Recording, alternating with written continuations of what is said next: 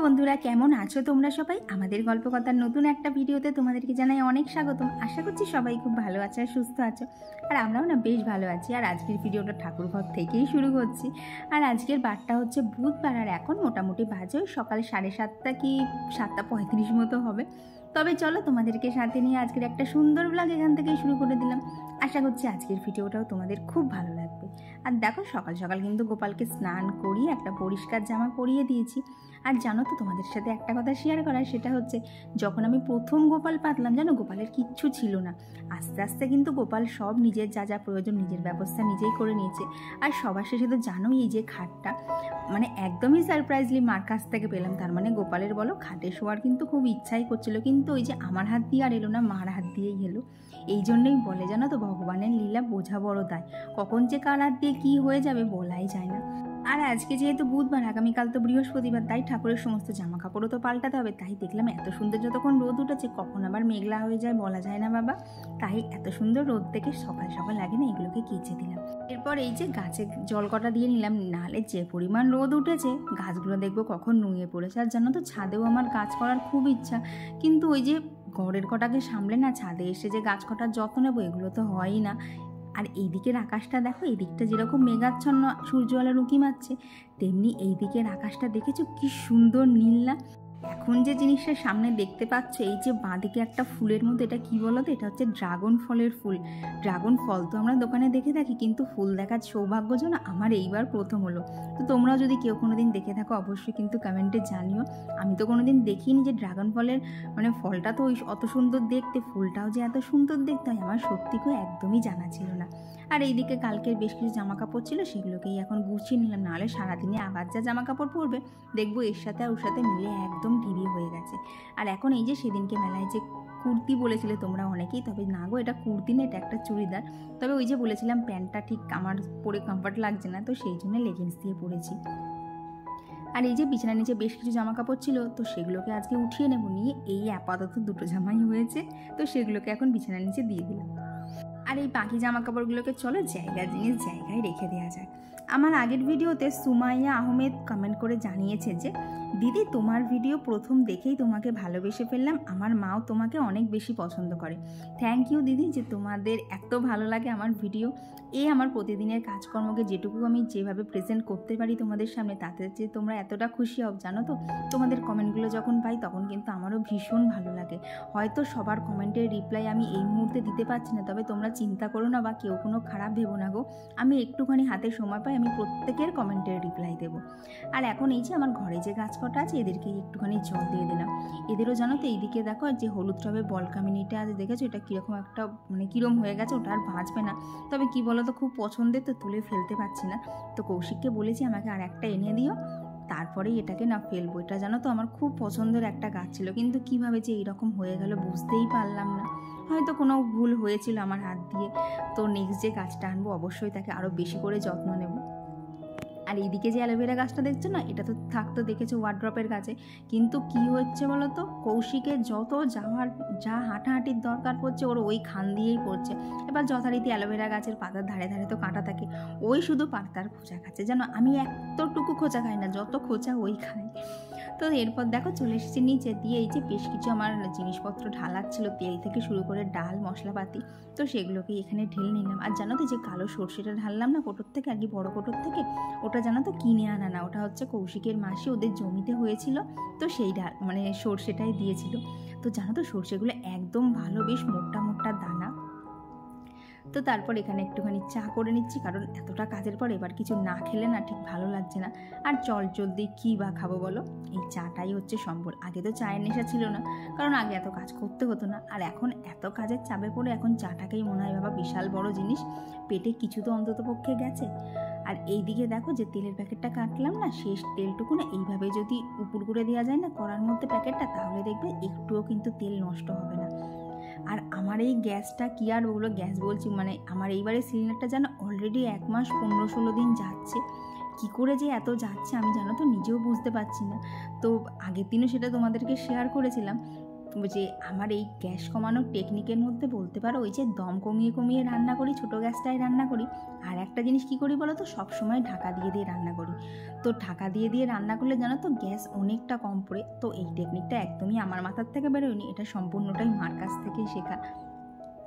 তো এখন এই যে সকালবেলা অনেকগুলোই দেখতেই পাচ্ছ সবজি কেটে নিচ্ছি, কারণ সকালবেলা হবে হচ্ছে, সকালবেলা না, এই যে বড় করে একটা সবজির তরকারি করে নিলাম, এইটা দিয়েই আজকে সারাদিন মানে খাওয়া দাওয়া হবে। কি বলতো, বাপির খেতে মানে বাপি উল্টোপাল্টা খাওয়ার থেকে না সবজির তরকারিটা খেতে তো বেশি পছন্দ করে, তাই প্রত্যেক দিনই আমি কম তেল মশলায় একটা করে সবজি করেই রাখি। তো এখানে দেখো তেলের মধ্যে একটুখানি গোটা জিরে, তেজপাতা, শুকনো লঙ্কা ফোড়ন দিয়েছিলাম, আর একটুখানি না হিং ফোড়ন দিয়েছিলাম। আর দেখলে তো সবজির মধ্যে নিয়েছি হচ্ছে আলু, কুমড়ো, বরবটি আর পটল। তো এই 4টে সবজি দিয়েই আজকে হয়েছে, আর কি 5 মিশালি আর হয়নি, 4 মিশালি হয়েছে।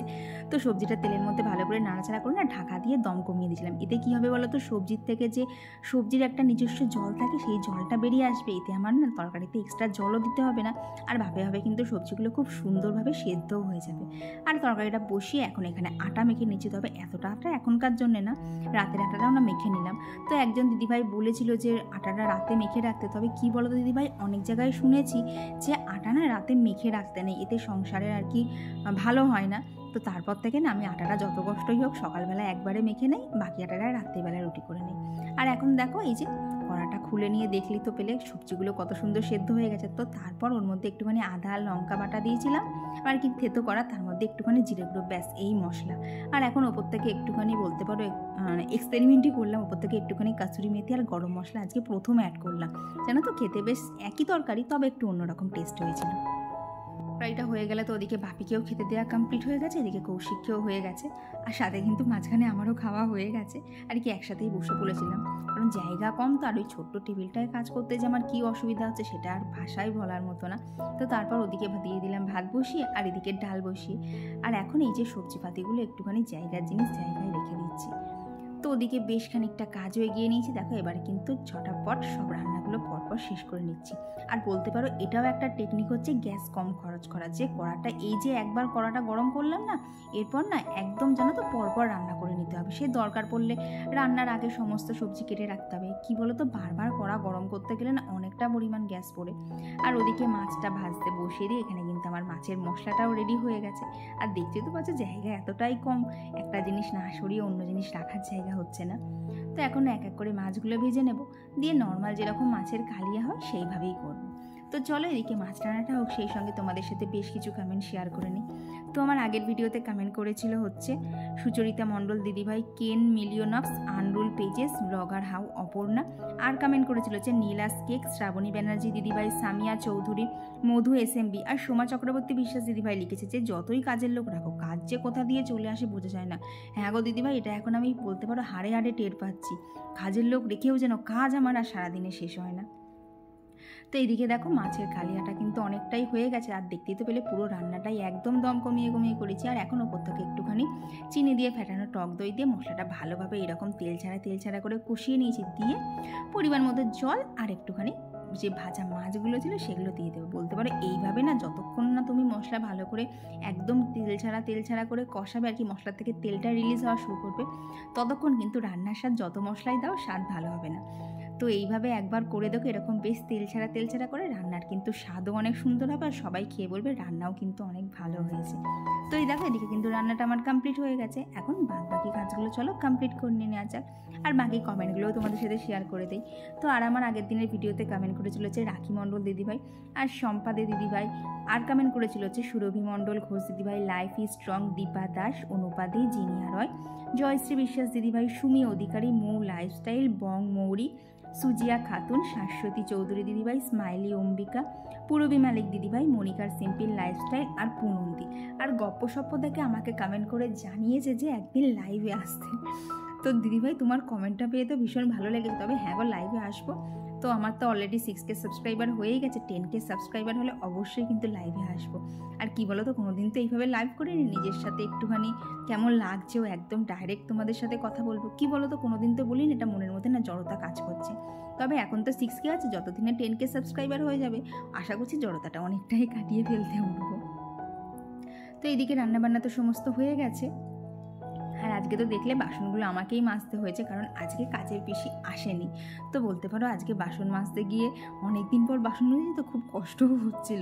কি বলো তো, দেখবে যে কাজ না রেগুলার করার মধ্যে থাকে না, সেটা যদি একদিনকে এক্সট্রা করতে হয় মনে হয় বাবা কত খাটনি হয়ে গেল। তবে ওই জন্য জানো তো আজকে একদম বুঝে শুনে বাসন বার করেছি, ঠিক যেটুকু লাগবে সেইটুকুই বাসন বার করেছিলাম।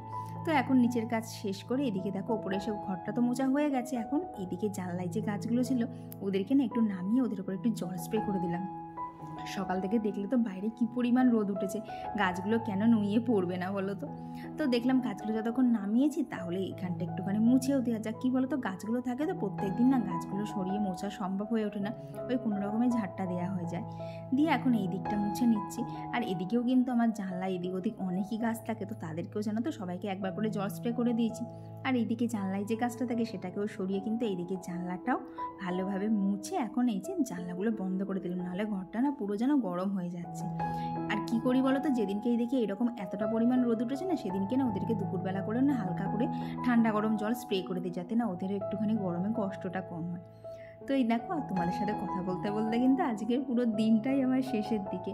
আর আমাদের হাউস ওয়াইফদের দেখবে এই রকমই সারাদিন অক্লান্ত পরিশ্রম থাকে। আর আমরা হাউস ওয়াইফরাই কিন্তু একমাত্র পারি যে একদম নিঃস্বার্থভাবে সংসারের জন্য প্রাণপণ খেটে সংসারটাকে একদম পরিপাটি করে গুছিয়ে সাজিয়ে রাখতে। আর এই গোছানো সাজানোর পরে যে কি একটা মনে শান্তি লাগে না, মনে হয় না আমার সমস্ত বাড়িঘর একদম সুন্দর হয়েছে। তারপর দুপুরবেলা এই যে আমরা সবাই মিলে খেয়েও নিয়েছিলাম। আর এরপর তোমাদের সাথে দেখা হচ্ছে আবার সেই সন্ধ্যেবেলা। এখন সন্ধ্যেবেলায় যে কৌশিক ওর কাজ করছে আর আমি ওর পাশে নিয়ে চলে এসেছি উবে ইংলিশের কেক। জানো এই কেকটা খেতে আমার দারুণ লাগে, তবে স্পেশালি এই মার্বেল কেকটা। এই যে অর্ধেকটা চকলেট থাকে অর্ধেকটা ভ্যানিলা থাকে, এত দারুণ খেতে লাগে না আমার। ভেবেছিলাম জানো তো খেয়ে খানিকটা রাখবো, কিন্তু পুরোটাই শেষ হয়ে গেছিলো। বাজে এখন রাত 11টা, সমস্ত কিছু আজকের মতো কমপ্লিট। আর জানো তো সন্ধ্যেবেলা একটা বড় কাজ খানিকটা সেরে রেখেছি, সেটা হচ্ছে কালকে তো বৃহস্পতিবার, পুজোর ওখানে অনেকটা সময় বেশি লাগে, তাই পুজোর ওখানে না বেশ খানিকটা কাজ এগিয়ে রেখে আর কি। ঠাকুরকে মুছে ঠাকুরের কাপড় চোপড় পাল্টে সমস্ত কিছু করে রেখে দিয়েছি। আগামীকাল আমার চাপটা একটুখানি কম হয়, কারণ সকালবেলা উঠেই তো রান্নার ওদিকে ঢুকতে হয়, তারপর রান্নাবান্না শেষ করে ঠাকুরের কাপড় চেঞ্জ করে কখন পুজো করবো সে দেখা যাবে 2-3টে বেজে যাচ্ছে। কারণ না এইসব কাজ আমি খুব ধীরে সুস্থে করি, এটার ক্ষেত্রে না কোনো স্পিড ইউজ করতে পারি না, কারণ এই কাজগুলো করতে আমার বেশ ভালোই লাগে। আর জানো আমি কৌশিককেও একটু আগে বলছিলাম এই মাসে যে সিলিন্ডারটা লাগানো হয়েছে আজকে নিয়ে 1 মাস 17 দিন যাচ্ছে। আমি ওকে বলছি আমি তো রেকর্ড করে ফেলছি, আমার সিলিন্ডার মনে হয় আর শেষ হবে না। এতদিন সচরাচর যায় না, কিন্তু এইবারেরটা কী করে যে এরকম হচ্ছে আমি নিজেও বুঝতে পারছি না। আর কী মনে হয় বলো তো, ওই ঢাকা দিয়ে দিয়ে দম কমিয়ে রান্না করি, তো এই জন্যই হয়তো অনেকটা দিন বেশি যাচ্ছে। যাই হোক, যতটা বেশি যায় ততই মঙ্গল। তো চলো বন্ধুরা, আজকে ভিডিওটা এখানেই রাখছি। ভিডিওটা ভালো লেগে থাকলে অবশ্যই কিন্তু এটা লাইক করে দিও, কেমন লাগলো কমেন্ট বক্সে জানাতে একদমই ভুলো না। তো এখন 11টা বাজলেও এখন আমার শোয়ার টাইম হয়নি, কারণ তোমরা যে এত সুন্দর সুন্দর কমেন্টগুলো বলো সেগুলো এখন একটা পেজে নোট করবো, যাতে তোমাদের সাথে পরের ভিডিওতে সব কমেন্টগুলো শেয়ার করতে পারি। চলো আজকের জন্য টাটা।